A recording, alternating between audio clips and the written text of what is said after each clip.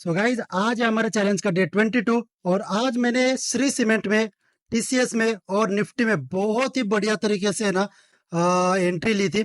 उसमें से मुझे टीसीएस में एंट्री तो मिल नहीं पाई, पर श्री सीमेंट में मैंने यहाँ पर 0.73% कैप्चर किए। और निफ्टी में जो मैंने 1 मिनट पे स्कैल्पिंग की वो सच में बहुत ही बढ़िया थी। आज पता चला कि मतलब ट्रेड स्ट्रॉम का जो ओनर है चिन्मय, वो जो 1 मिनट स्कैल्पिंग करता है सच में वो बहुत ही इफेक्टिव है, वो सच में काम जरूर करती है। सो मैंने ये सब कुछ कैसे किया, चलो एक एक करके मैं ब्रेक डाउन करता हूँ। सो हर दिन की तरह मैंने यहाँ पर है ना ट्रेड फाइंडर ओपन कर दिया। यहाँ पर intraday boost, sector scope, option apex और ऑप्शन क्लॉक, यहाँ पर सारी चीजें मैंने ओपन करके रखी और ट्रेंड स्टॉर्म भी मैंने ओपन करके रखा था। सो जैसे मार्केट ओपन हुआ मैं थोड़ा मार्केट को खेलने दिया और मैंने यहाँ पर रेंज सिलेक्ट की। यहाँ पर 933 तक जैसे मार्केट आया मैंने यहाँ पर एग्जीक्यूट पे क्लिक किया था। जैसे एग्जीक्यूट पे क्लिक किया यहाँ पर कुछ स्टॉक्स रिकमेंड होने लगे, जैसे कि mutual finance, JSW, supreme, IND और श्री सीमेंट। सो मैंने एक एक करके सबके स्टॉक्स देखे, पर मुझे श्री सीमेंट में उस वक्त बढ़िया सी मूवमेंट दिखी, क्योंकि यहाँ पर देखिए यहाँ पर शॉर्ट टर्म में भी बुलिश था, लॉन्ग टर्म बुलिश था।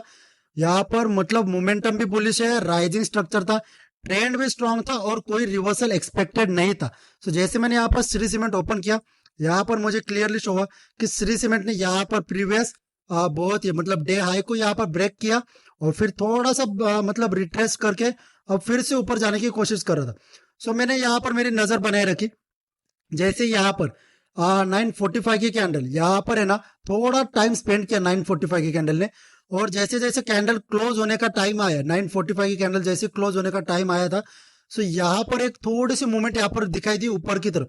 जैसे जैसे ऊपर जाने लगा मैंने रनिंग कैंडल पर यहाँ पर है ना ट्रेड एग्जीक्यूट कर दिया, क्योंकि यहाँ पर जो प्रीवियस हाई था वो उसको ब्रेक कर रहा था। सो जैसे यहाँ पर ब्रेक किया मैंने यहाँ पर ही मेरा ट्रेड एग्जीक्यूट कर दिया। और विद इन 5 मिनट्स यहाँ पर मैंने ना ज्यादा मतलब बड़ी मतलब 1:2 के हिसाब से नहीं, 1:1 के हिसाब से ही रखा, क्योंकि आज थोड़ा निफ्टी सुबह से यहाँ पर देखिए सुबह से ही निफ्टी थोड़ा सा है ना डाउनफॉल चल रहा था। सो मुझे लगा ये रिवर्स कर जाए, सो इसकी वजह से मैंने 1:1 पे यहाँ पर एग्जिट किया। और इसमें है ना मुझे टॉप पर 1200 रुपये शो हो रहे थे प्रॉफिट, पर मैंने यहाँ पर 800 रुपये में ही मेरा टारगेट मतलब यहाँ पर है ना प्रॉफिट बुकिंग कर लिया। पर उसके बाद जैसे ही निफ्टी थोड़ा थोड़ा करके गिरने लगा तो मैंने यहाँ पर मेरी रेंज भी बढ़ाता गया। और जैसे जैसे मैंने रेंज बढ़ाता गया ना, यहाँ पर मुझे आईटी के स्टॉक्स यहाँ पर दिखाई दिए। यहाँ पर देखो यहाँ पर थोड़ा जैसे गिरा मैंने यहाँ पर आईटी के स्टॉक्स दिखाई दिया, परसिस्टेंट था, केपीआईटी था। उसके बाद उसके बाद थोड़ा मतलब यहाँ पर कोफोर्ज भी आया था थोड़ी देर के लिए। सो फिर मुझे लगा कि चलो आईटी सेक्टर में कुछ तो बन रहा है। परसिस्टेंट देखा, पर परसिस्टेंस यहाँ पर कुछ मूवमेंट उस वक्त मिल नहीं रही थी।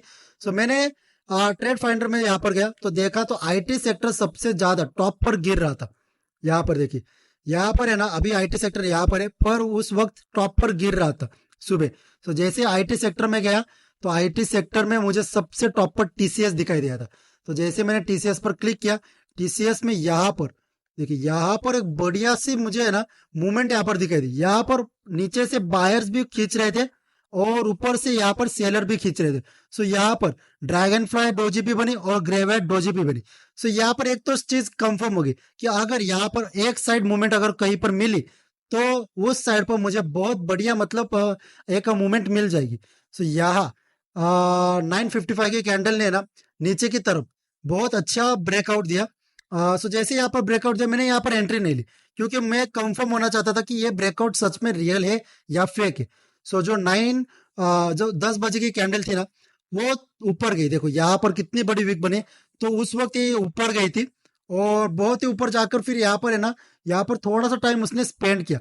पर जैसे जैसे 10 मिनट की कैंडल क्लोजिंग पर आने लगी ना, यहाँ पर लास्ट मोमेंट पर बहुत ही शार्प मोमेंट आया और मैं यहाँ पर जैसे एंट्री लेने ही वाला था, पर यह स्टॉक एक जैसा भाग गया और एक ही कैंडल के साथ जो प्रीवियस डे का ये जो सपोर्ट था बस उधर यहाँ तक मेरा टारगेट था बस उसी पर आ गया और मेरा ये स्टॉक मेरे हाथ से चला गया। सो लाइव सेशन में भी मैं देख रहा था और कहा कि यार चलो यार ये तो स्टॉक मेरा निकल गया हाथ से, तो मैंने यहाँ पर है ना ये स्टॉक छोड़ दिया। पर आज मेरी निफ्टी पर भी बहुत नजर थी। निफ्टी में देखिए निफ्टी में है ना सुबह यहाँ पर मैंने देखा कि यहाँ पर डाउनफॉल चल रहा है। सो मैंने सिंपली यहाँ पर 1 मिनट टाइम फ्रेम पर इसको सेट किया, क्योंकि कल ही मैंने है ना चिन्मय की 1 मिनट स्ट्रेटजी यहाँ पर थोड़ी सी ऑब्जर्व की थी कि वो 1 मिनट पे कैसे एंट्री लेता है। सो यहाँ पर मुझे दिखाई दिया कि चिन्मय क्या करता है यहाँ पर, मतलब जैसे यहाँ पर गिरा तो अगर किसी चैनल पर अगर यहाँ रुका, यहाँ पर कॉन्ट्रैक्शन अगर हुआ और कॉन्ट्रैक्शन ब्रेकआउट हुआ तो उसके हिसाब से 1:2 करके यहाँ पर वो एंट्री ले लेता है। सो जैसे ही सुबह यहाँ पर मैंने निफ्टी को 1 मिनट पे डाला तो साइड बाय साइड मेरा मतलब श्री सीमेंट में भी मैंने एंट्री ली थी और उसी वक्त मैंने निफ्टी पर भी यहाँ पर ध्यान देना चालू किया था। सो यहाँ पर देखिए निफ्टी में यहाँ पर है ना, यहाँ से लेकर यहाँ तक एक यहाँ पर कॉन्ट्रैक्शन हुआ था, राइट। यहाँ पर एक जोन में अटका रहा था, ये 1 मिनट टाइम फ्रेम है गाइज। सो यहाँ पर एक जोन में ही यहाँ पर फंस के रह गया था। सो जैसे ही यहाँ पर नीचे की तरफ एक मूवमेंट आई बड़ी सी, सो मैंने है ना यहाँ पर एक ट्रेड एग्जीक्यूट कर लिया था। मैंने एंट्री नहीं ली पर मैंने यहाँ पर है ना सजेशंस दिया था कि अभी ये निफ्टी नीचे जाने वाला है, राइट। क्योंकि यहाँ पर है ना ये जो लाइन है ये प्रीवियस डे का सपोर्ट था, राइट। और यहाँ पर कॉन्ट्रैक्शन ब्रेकआउट, चैनल ब्रेकआउट भी हो चुका था। सो यहाँ पर जो ये जो जोन था इसका हाई ही इसका स्टॉप लॉस था और उसके हिसाब से टारगेट 1:2 करके नीचे था। सो जैसे यहाँ पर एंट्री हुई सारे लोगों ने यहाँ पर मतलब लाइव सेशन में मैंने यहाँ पर देखा और कहा कि चलो यहाँ पर अभी एक डाउनफॉल एक्सपेक्टेड है।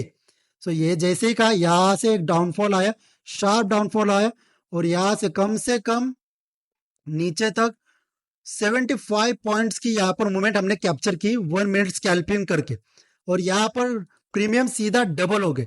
सो बहुत सारे जो ट्रेडर्स थे जो मेरे साथ ट्रेड कर रहे थे उन्होंने कहा कि चलो आज का दिन का तो बन गया क्योंकि सीधा प्रीमियम यहाँ पर डबल हो चुके थे और आज निफ्टी का एक्सपायरी भी था तो उसकी वजह से है ना निफ्टी वोलेटाइल ही रहता है। सो यहाँ पर जैसे ब्रेकआउट हुआ तो चलो यहाँ पर बहुत अच्छा मतलब टारगेट बुकिंग हुआ। पर उसके बाद मैंने निफ्टी पर नजर नहीं रखी क्योंकि मैं यहाँ पर टीसीएस पर थोड़ा नजर रख रहा था तो निफ्टी मेरे है ना रडार से निकल गया। सो जैसे ही यहाँ पर रडार से निकल गया पर यहाँ पर एक चीज हुई, यहाँ पर फिर से कॉन्ट्रैक्शन हुआ, राइट। यहाँ पर एक कॉन्ट्रैक्शन हुआ और फिर ब्रेकआउट जैसे हुआ ये सीधा भाग गया ऊपर की तरफ और जो प्रीवियस ये जो ऊपर का बॉक्स है ये वीकली हाई मतलब वीकली रेजिस्टेंस है। तो यहाँ पर ही आकर इसने है ना मतलब टारगेट अचीव किया फिर यहाँ से ही रिवर्स मारना चालू किया। तो यहाँ पर डबल बॉटम बना, डबल हाई बनाया, राइट। तो ऐसे जैसे डबल हाई बनाया यहाँ से फिर से डाउनफॉल हुआ। सो जैसे ही यहाँ पर डाउनफॉल होने लगा ना तो मैंने यहाँ पर देखा यहाँ से नीचे गिरने लगा तो यहाँ पर मैंने देखा कि यहाँ से थोड़ा सा है ना सपोर्ट लेने की कोशिश कर रहे पर यहाँ पर सपोर्ट ले नहीं पाए। पर फिर यहाँ से एक शार्प मूवमेंट आई, जैसे यहाँ पर एक शार्प मूवमेंट आई मैंने यहाँ पर ये जो बॉक्स है ना ये उस वक्त पर मैंने थोड़ा सा छोटा रखा था। रुको 1 मिनट, यहाँ पर मैंने ये बॉक्स ऐसे सेट किया था और मैंने यहाँ पर एक मतलब यहाँ पर लोगों को कहा कि लाइव सेशन में कि अभी देखो यहाँ पर डाउन साइड मूवमेंट आई तो है तो अभी इसका नजदीकी टारगेट तो यही रहने वाले जो यहाँ पर ब्रेकआउट हुआ था, बस यही इसका टारगेट रहने वाले। और यहाँ से जो वन साइड गिरा यहाँ से फिर यहाँ पर हमने करीब करीब 71 पॉइंट्स यहाँ पर कैप्चर किए तो प्रीवियस 75 और अभी 71। सो यहाँ पर बहुत बढ़िया मतलब मूवमेंट कैप्चर कर पा रहे थे हम 1 मिनट स्कैल्पिंग करके। सो जैसे जैसे आगे बढ़ता गया निफ्टी, यहाँ पर देखिए यहाँ पर मैंने ये बॉक्स को है ना थोड़ा सा इसको लंबा किया क्योंकि इस यहाँ से ही देखो यहाँ से ही ब्रेकआउट आया था तो चांसेस हाई थे यहाँ से मार्केट फिर से रिवर्स कर जाए। तो इसकी वजह से मैंने ये बॉक्स को है ना लास्ट तक यहाँ पर खींच लिया। सो यहाँ से नीचे गया फिर यहाँ पर है ना पूरी तरीके से यहाँ पर एक जोन में ही अटका रहा। मैंने यहाँ पर फिर स्टॉक से ना थोड़ा सा मैंने स्टॉक से नजर हटा दी और फिर निफ्टी पर ही रखी। तो यहाँ पर देखिए यहाँ पर है ना यहाँ पर इस यहाँ से लेकर यहाँ तक पूरा एक कॉन्ट्रैक्शन हुआ, एक बॉक्स के अंदर ही यहाँ पर ट्रेड करने लगा। सो जैसे यहाँ पर एक बॉक्स के अंदर ट्रेड करने लगा ना तो मुझे यहाँ पर पता चल गया कि चलो यहाँ पर अभी एक मतलब वन साइड अगर कहीं पर ब्रेक हुआ तो हाई चांसेस है कि मार्केट उसी साइड पर जाए।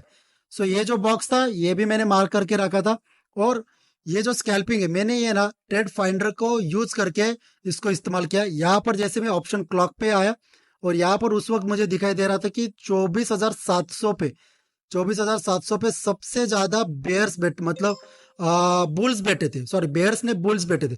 तो ये हमारा नजदीकी टारगेट हो सकता था अगर यहाँ पर ब्रेकआउट ऊपर की तरफ आया तो 24,700 हमारा सबसे पहला टारगेट रहेगा। और यहाँ पर भी देखिए 24,700 से ही गिरा था।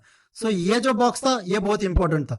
तो यहाँ पर जैसे ब्रेकआउट है मैंने कहा कि चलो यहाँ पर तो ये इतना छोटा टारगेट तो ये अचीव जरूर करेगा। तो यहाँ पर देखिए यहाँ पर 700 पॉइंट, मतलब यहाँ पर 700 पॉइंट ने 24,700 तक आया और फिर यहाँ पर नीचे गया और फिर 24,000 यहाँ पर फिर से जो 24,650 पर सबसे ज्यादा बेयर्स बैठे थे। तो इसका मतलब यहाँ पर ये एक एज अ सपोर्ट मतलब काम कर सकता है।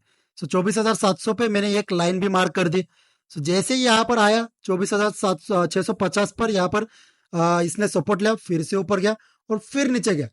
पर फिर बाद में जो यहाँ पर ब्रेकआउट हुआ गाइस, यहाँ से सीधा ऊपर वन साइडेड यहाँ पर जीरो टू हीरो वाला ये कॉल हो गया। यहाँ पर हमने पहले ही यहाँ पर आइडेंटिफाई कर लिया था कि ये ऊपर जाने वाले, पर इस यहाँ से फिर नीचे आया, फिर यहाँ पर सपोर्ट लिया और फिर वापस यहाँ से भाग गया। सो 1 मिनट स्कैल्पिंग स्ट्रेटजी काम तो करती है।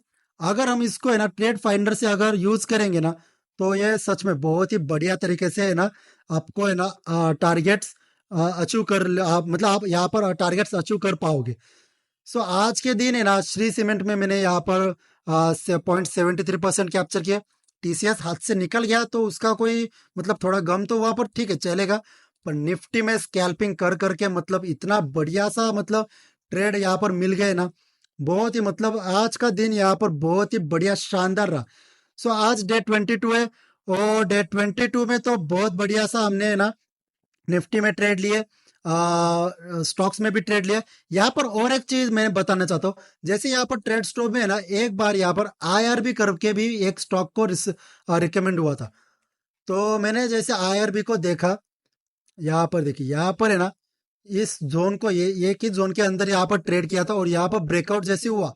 सो मेरी नजर यहाँ पर गई, यहाँ से गिरा और फिर से वापस ये ऊपर जाने लगा। सो जैसे ही ऊपर गया मैंने यहाँ पर मार्क कर दिया कि यहाँ से नीचे यहाँ पर स्टॉप लॉस रहेंगे और 1:2 करके यहाँ पर टारगेट रहेंगे। सो आईआरबी में मैंने एंट्री नहीं ली क्योंकि 50 रुपए के नीचे जो स्टॉक्स रहे थे ना वो ज्यादातर पेनी स्टॉक्स रहे थे और उसमें ना मोमेंटम मतलब यहाँ पर मोमेंट अजीब मिल जाती है, उसको ऑपरेट करना बहुत ईजी रहता है। कोई भी ऑपरेटर इसको है ना इजी तरीके से ऑपरेट कर सकते हैं। तो इसकी वजह से मैंने ना इस स्टॉक को रिकमेंड भी नहीं किया था कि इसमें एंट्री लो, पर मैंने टारगेट और स्टॉप लॉस सेट करके रखे थे और विद इन सिर्फ 5 और 10 मिनट्स में इसके है ना टारगेट अचीव हुए थे। सो देखिए ट्रेड स्टॉर्म और ट्रेड फाइंडर काम तो जरूर करता है, बस आपको है ना सही तरीके से इसको यूज करना आना चाहिए। दोनों का अगर आप साथ में यूज करोगे ना, सच में ये दोनों इतना बढ़िया काम करते हैं, आप मतलब सोच नहीं सकते इतना बढ़िया ये काम करते। सो डे 22 भी प्रॉफिटेबल रहा। अभी देखते हैं कल, अभी वीक एंड है तो देखेंगे कि कल क्या मूवमेंट मिलती है। क्या इसी तरीके से हम 1 मिनट स्कैल्पिंग कर पाते हैं या नहीं, और इसी तरीके से स्टॉक्स पिक कर पाते हैं या नहीं। तो चलिए तब तक के लिए गुड बाय।